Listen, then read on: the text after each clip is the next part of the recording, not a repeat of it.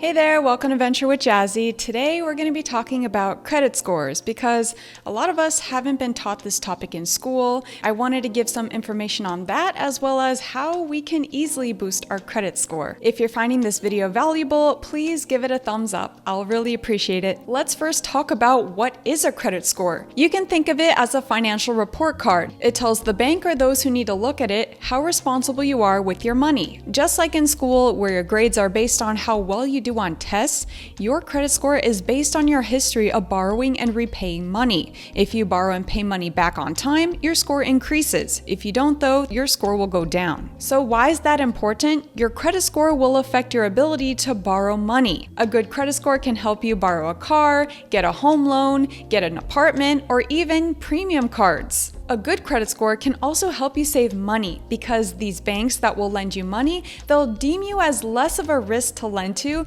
and so they might give you a lower interest rate. Next, we'll talk about what makes up a credit score because there are 5 criteria. The first is payment history. This makes up 35% of your credit score. This really means you need to be paying your bills in full and on time. If you have any late or missed fees, this could really affect your credit score. And then the second major factor is credit utilization. This makes up 30% of your credit score. The general rule of thumb is to keep your credit spending limit under 30% of your credit line, but actually it's better to keep it under 10%. So for instance, if you have a $1,000 card limit on your credit card and you want to spend more than $300 on that card, your credit utilization will be too high, and so your credit score could lower. The third major factor is your age of credit history. This accounts for 15% of your credit score.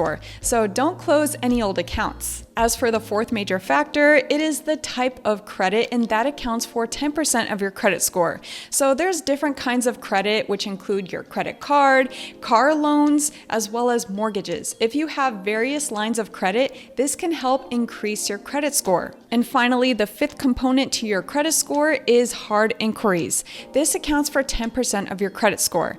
Hard inquiries are really when banks are looking at your credit score whenever you apply for a new credit card, and if you get too many hard inquiries, this could affect your credit score and lower it. Now you're probably wondering, how can I boost my credit score? There are actually a variety of ways of how you can boost it easily, but you do need to be patient and responsible. The first way is that you can be an authorized user, and this one's great if you're either not standing in good credit or you're not even at age to get a credit card. So you can be under 18 and still be placed as an authorized user. You can ask your relative or friend who is in good credit standing to place you as an authorized user under their credit card. The authorized user doesn't even need to use the credit card or get the credit card number. You're essentially just piggybacking off of this credit card, and your name is just showing up, and each time the bank is putting your name into those 3 major credit bureaus, and thus your credit score is going to increase. And a cool tip here is that some credit cards, they don't have any age limit as to who can be an authorized user.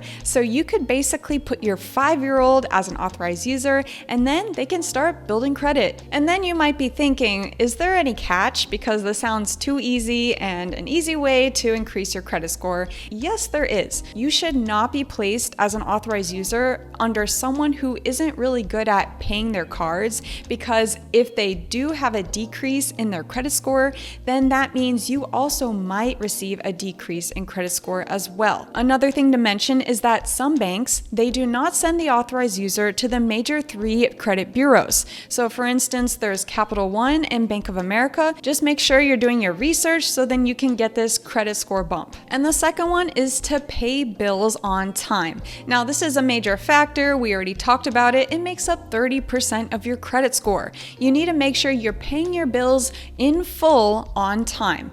Now, understandably, there can be some people who just cannot or do not have the funding to pay their bills, and maybe they're trying to get more responsible at this. If that's really the case, then I would suggest you should start paying off your latest bills and then go from there. Banks, they will think of the 60-day late fee worse than the 30-day late fee. So it's better to just clear up those latest fees and then work your way up, and then try to be more responsible from here forth. And if you do have some late fee history, it is possible to call your credit card company and ask them to remove it.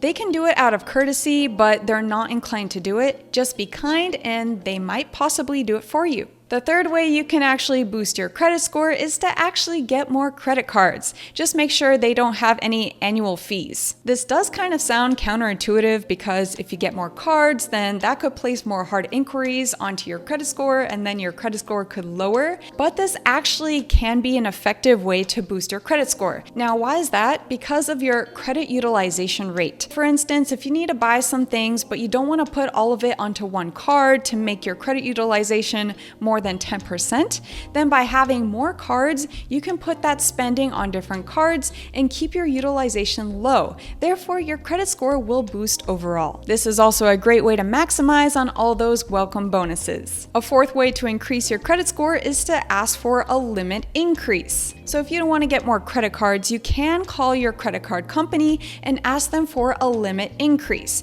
You should be doing this 6 months after you get your credit card, and you can be doing this every 6 months. And so you can get this huge credit limit and your credit utilization will appear to be much lower. Though asking for credit limit increases, they do place hard inquiries onto your credit score. A fifth way to increase your credit is to actually get credit for your Netflix or phone bill. Now, for some of us like me, getting a car loan or a mortgage, it's not really something we're up to do and we don't have the money for it. However, we are spending money on our phone bill or utilities, so why not contribute these into the varying lines of credit? There's a free online tool called Experian Boost, and it basically links to your bank account and then scans for your Netflix or your phone bill purchases. So then you can get these varying lines of credit. However, if you're not very good at paying these bills off, then I wouldn't recommend this. The sixth way to boost your credit score is to not close old accounts. Obviously, you don't want to close your first credit card because that one holds your valuable line of credit history.